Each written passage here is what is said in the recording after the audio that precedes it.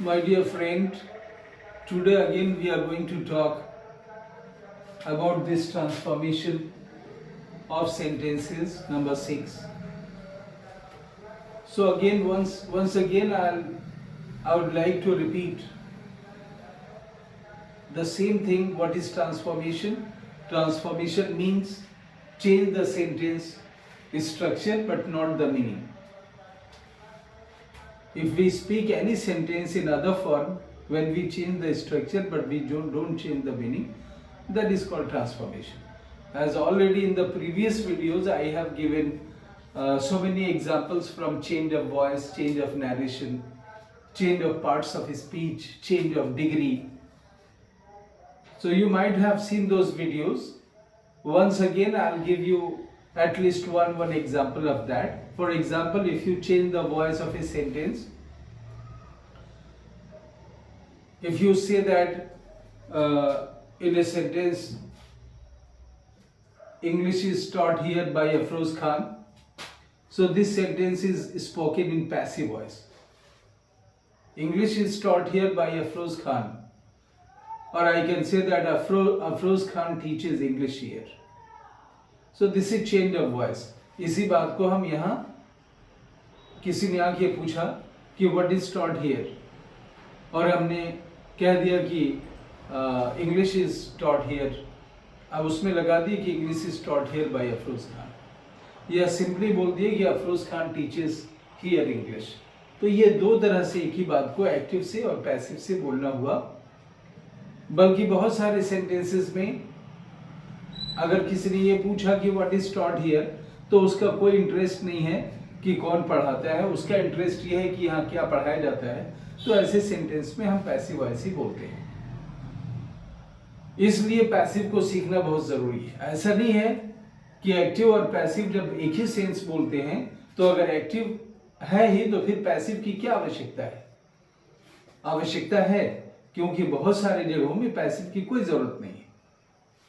अगर हम कहीं जाने के बाद कहें कि यहाँ क्या बनता है, व्हाट इज मेड हियर, तो इसमें कोई इंटरेस्ट नहीं है कि कौन बनाता है. तो व्हाट इज मेड हियर या what is repaired here, what is done here. अगर एग्जाम्पल में बोला गया xerox is done here, shoes are repaired here, तो इस तरह के सेंटेंस पैसिव में ही बोले जाते हैं. ये ऑलरेडी प्रीवियस वीडियोस में दिखाया गया है कि पैसिव वॉइस की क्या आवश्यकता होती है. पैसिव वॉइस ऑब्जेक्ट प्रधान वाक्य यानी कर्म प्रधान वाक्य होते हैं. जहां ऑब्जेक्ट की प्रधानता होती है वहां हम पैसिव बोलते हैं. So that's why it is very important for us to learn passive voice also, because if you want to make yourself fluent in speaking, so it is very important for you to learn both tense and voice. Both are very important. अगर tense और voice ठीक है तो आप उसके बाद अगर sense ठीक है तो आप fluently बात कर सकते हैं. Okay, next example I will give you that change of narration. वही transformation होता है. Already I have given so many example. Parts of speech भी change करते हैं. कभी sentence में affirmative को negative बना देते हैं, affirmative को नेगेटिव इंट्रोगेटिव करके बोलते हैं, अफर्मेटिव से negative. Many example I have given. I don't want to repeat all those things again, but here I am showing you that transformation number 6 कि शी इज वेरी फैट. अगर ये बात कहना है कि शी इज वेरी फैट, किसी को कहना है वह बहुत मोटी है, तो अक्सर वहां उस बात को एक्सक्लेमेटरी यानी भाव के साथ हम बोलते हैं कि हाउ फैट शी इज. ये एग्जाम्पल देके हाउ फैट शी इज भी बोल देते हैं, वह कितनी मोटी है. या ये कह देते हैं कि what if fat girl she is. पहला एग्जाम्पल है what if fat girl she is. इन दोनों बातों का एक ही मतलब है. हाउ फैट शी इज जब कहते हैं कि वह कितनी मोटी है, इसका अर्थ यही है कि शी इज वेरी फैट. या what if fat girl she is जब ये कहते हैं थोड़ा बढ़ा के बोलते हैं कि she is very very fat, तो उसी को हम एक्सक्लेमेटरी में एक्सक्लेम करते हैं. He is very strong. किसी को स्ट्रांग कहना है, बड़े प्रभावशाली ढंग से हम किसी को स्ट्रांग कहना चाहते हैं, तो वहां हम बोलते हैं कि how strong he is. How strong he is, वह कितना मजबूत है. या what a strong man he is, या what a strong boy he is. तो तो ये जो एक्सक्लेमेटरी सेंटेंस में हम व्हाट से और हाउ से एक्सक्लेम करते हैं, तो उसका अर्थ यही होता है कि वो क्वालिटी उसके अंदर बहुत ज्यादा है।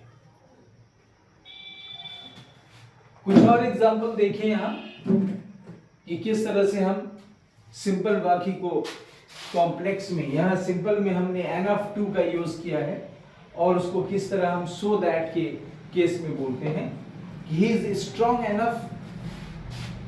Strong enough to lift this wait.